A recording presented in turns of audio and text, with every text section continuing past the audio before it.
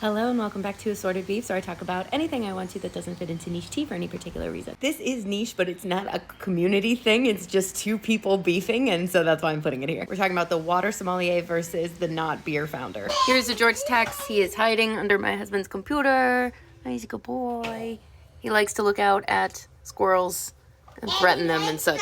And he doesn't like squirrels. Yeah, I know. He keeps squaring up at them. So on the one side, we have the water sommelier. This is a TikTok creator who specifically talks about any and everything water. Now, he is not literally a sommelier in the sense that a traditional wine sommelier is someone who understands the tastes and flavor profiles of all different types of wine and is there to help you, usually in a restaurant environment, pick a wine to go with a particular meal. His account is making kind of a joke about that, saying that he's the guy who knows everything about water, and it's not really about the taste of water. He'll try water and say whether he likes it or not, and he'll talk about the things that go into it that can make it taste differently. But generally, it's an educational account. He talks about water-based issues in different areas of the world. He talks about the science behind water, why certain waters taste the way they do, how tap waters are made in different parts of the world, stuff like that. That said, he will talk about water brands and things that he likes and dislikes about each one. On the other side, we have Dylan Dandy, who is the, I believe, CEO of a company called Not Beer, which is a water company that sells canned water. These canned water companies have started to pop up as more of a trend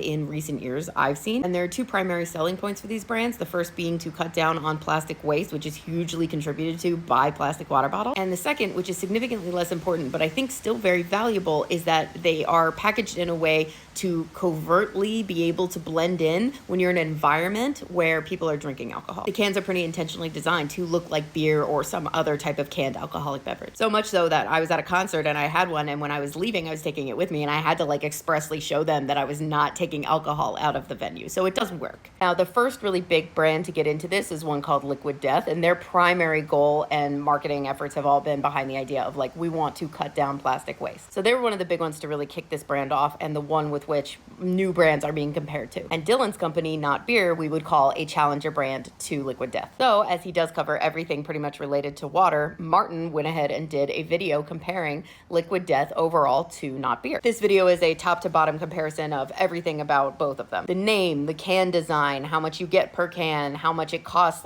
per ounce or whatever per can, and how it smells and how it tastes. And in this video, he very clearly prefers Liquid Death on all of those. And he does specifically say that he can smell some kind of odor coming from the Not Beer water that's throwing him off, and then when he tastes it, he's literally there's some kind of aftertaste in this or some taste in this that I really don't like, and he spits it out. Well, apparently, Dylan saw this video and he was very upset. Dylan posted a video responding from his personal TikTok account directly to Martin. And it is a clearly pre-written, scripted response, and you can see that he's reading it as he goes. It definitely, to me, came off as very condescending. Very much he's talking down to Martin and being very sarcastic. He starts off by congratulating Martin for being the world's first water sommelier, oh, we know that this is a hustle, and he's from one hustler to another, congrats. He goes on this whole thing basically saying, you're scamming people because you have to convince them that your job is necessary in the first place, and so you have to say things oh, this one tastes bad and this one tastes good, and that's implying that that's the only reason that he said Not Beer was bad. He's wine is complex, that's why we need sommeliers, but H2O is the same everywhere. It's H2O,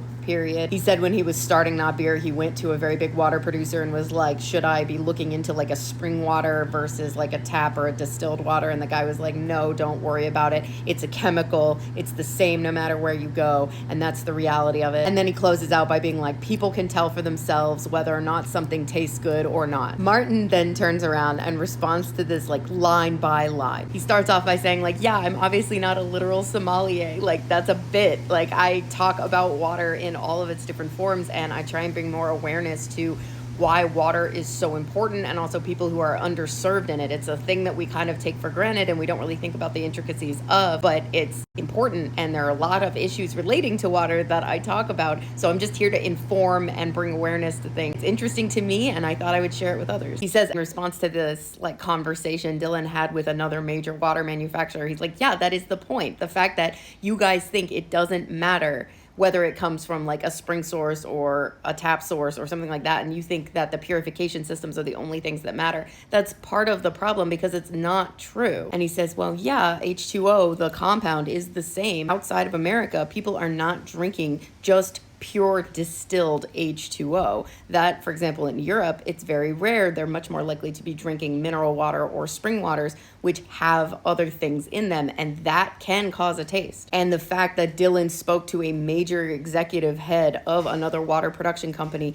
who didn't think things like what's called TDS, total dissolved solids, in the water was anything that was worth talking about or even being focused on, he's saying that's part of the problem. That type of thing, as well as like water quality reports and stuff like that, should be things that are disclosed to people for every water brand that's sold in the US, as is done in Europe. And he says, yeah, obviously people should be choosing what water they think tastes better, and in his opinion, there is something in the not beer water that tastes like it's off, like there's something that should be addressed there. The thing that kills me is at the very, very end, he's like, can we talk about some other things though? Can you tell me why on your website you make a point to say that you don't support terrorism? Like, good for you, I guess? And he ends it by saying, it's weird that you have that on your website, but you don't have anything speaking to what's in your water. Nothing about the mineral quantities inside it, nothing about like a water quality report, which Liquid Death also has. So like, cool that you don't support terrorism, but can we get more, from his perspective, basic information that consumers should be given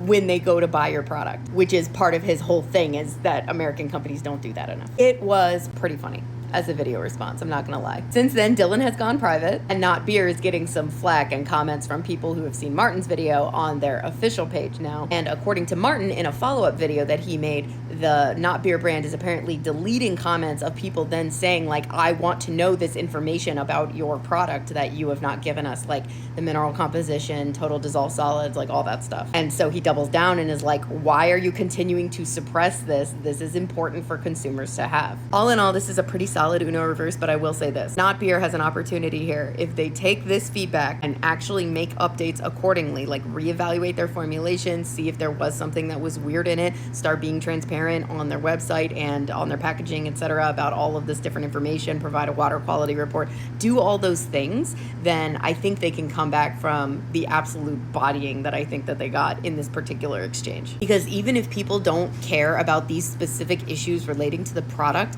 this, in my opinion, was such a bad response from Dylan to go ahead and do this instead of just letting it sit, that he needs to show that he is open to actually taking feedback and making changes for consumers when it's good feedback. From a PR standpoint, that will show growth and build good grace with consumers, because right now he looks like a petulant frat boy.